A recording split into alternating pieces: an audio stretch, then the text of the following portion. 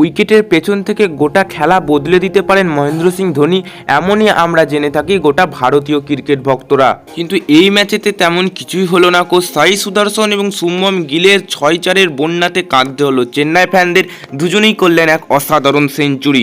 গুজরাট এই ম্যাচটা 35 রানের বিরাট ব্যবধানে এই ম্যাচ জিতে যায় এবং পয়েন্ট টেবিলে তারা উপর দিকে আসে এবং পয়েন্ট টেবিল এখন জমজমাট হয়ে প্রায় 4টি দল নিশ্চিন্ত করে ফেললো প্লে অফ। তো কোন 4টি দল প্লে অফ নিশ্চিন্ত করলো এবং চেন্নাই এই ম্যাচে হারার পর কি সেমিফাইনাল থেকে ছিটকে গেল, কোন দল একবারে পুরোপুরি ছিটকে গেল, সমস্ত কিছু এই ভিডিওতে আলোচনা করবে এবং কোন দলকে কতগুলো ম্যাচ জিততে হবে, পয়েন্ট টেবিলের সমীকরণও এই ভিডিওতে জানিয়ে দেবো। ভিডিওটি সম্পূর্ণ দেখো। চ্যানেলে নতুন হয়ে থাকলে চ্যানেলটিকে সাবস্ক্রাইব করে দিয়ে ভিডিওটিকে একটি লাইক করে দিও। তো বস এই ম্যাচেতে প্রথমেতে ব্যাট করতে নামে গুজরাটের টিম এবং ওপেনিংয়েতে দুর্দান্ত শুরু করেছে সাই সুদর্শন এবং শুভমন গিল।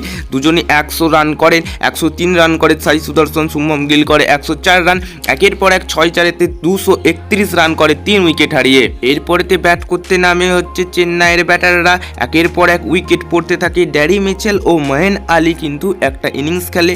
এর ফলেতে চেন্নাই 196 রান তোলে 20 ওভারেতে এবং এই ম্যাচেতে গুজরাট জিতে যায় 35 রানেতে। তো বাস এই ম্যাচের পর পয়েন্ট টেবিল কী বলছে, কোন কোন দল সেমিফাইনাল নিশ্চিন্ত করলো সেটা জানিয়ে দিচ্ছি। প্রথমে পয়েন্ট টেবিলের কথা বললে পয়েন্ট টেবিলে এখন 10 নম্বরে রয়েছে পাঞ্জাব, যারা 12 ম্যাচে 8 পয়েন্ট। 9 নম্বরে মুম্বাইয়ের টিম, যারা 12 ম্যাচে 8 পয়েন্ট, তাদের কোনোভাবেই কোয়ালিফাই সম্ভব নয়। 8 নম্বরে গুজরাট, যারা 12 ম্যাচে 10 পয়েন্ট। 7 নম্বরে রয়েছে আরসিবি, যারা 12 ম্যাচে 10 পয়েন্ট। 6 নম্বরে রয়েছে লখনৌ, যারা 12 ম্যাচে 12 পয়েন্ট। 5 নম্বরে দিল্লি, যারা 12 ম্যাচে 12 পয়েন্ট। 4 নম্বরেতে রয়েছে চেন্নাই, যারা 12 ম্যাচে 12 পয়েন্ট। 3 নম্বরে রয়েছে হায়দ্রাবাদের টিম, যারা 12 ম্যাচে 14 পয়েন্ট। 2 নম্বরে রয়েছে রাজস্থান, যারা 11 ম্যাচে 16 পয়েন্ট। 1 নম্বরে রয়েছে কলকাতা, যারা 11 ম্যাচে 16 পয়েন্ট। তো বস এই ছিল পয়েন্ট টেবিল। এরপর কোন কোন দল নিশ্চিন্ত বললে প্রথম 3টে দল অর্থাৎ কলকাতা, রাজস্থান এবং হায়দ্রাবাদ, এই 3টে দল কোয়ালিফাই প্রুফ নিশ্চিন্ত করে ফেলেছে।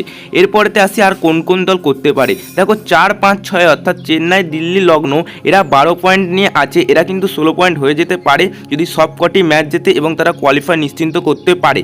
তবে তারা যদি একটা করে ম্যাচ হেরে যায় তখন সবাইকার 14 পয়েন্ট অর্থাৎ আরসিবি এবং গুজরাট যদি সমস্ত ম্যাচ জেতে এবং এরা 3জন যদি ম্যাচ হারে তাহলে কিন্তু তাদের কিন্তু পয়েন্ট প্রায় 14 পয়েন্ট হবে, তখন নেট রান রেটের বিচার হবে। তবে বলা চলে যে গুজরাট, আরসিবি, লখনৌ, দিল্লি, সিএসকে এদের মধ্যে যে কোনো একজন হয়তো 4 নম্বর স্থান দখল করবে, অর্থাৎ 4 নম্বর স্থান নিয়ে এখন জমজমাটি লড়াই হচ্ছে। দেখা যাক, আরও কিছু ম্যাচ দেখতে হবে এবং আরসিবি এবং গুজরাটকে কিন্তু প্লে অফে যেতে হলে সমস্ত ম্যাচ জিততে হবে। তো বাস এই ছিল আজকের এই ভিডিও। তোমাদের মধ্যে কোন 4টি দল কোয়ালিফাই করতে পারে নিচে কমেন্ট করে লিখে জানিয়ে দিও। ভিডিওটি ভালো লাগলে অবশ্যই একটি লাইক ও চ্যানেলটিকে সাবস্ক্রাইব করে দিও। দেখা হচ্ছে পরবর্তী ভিডিওতে নতুন কোনো টপিকের সাথে।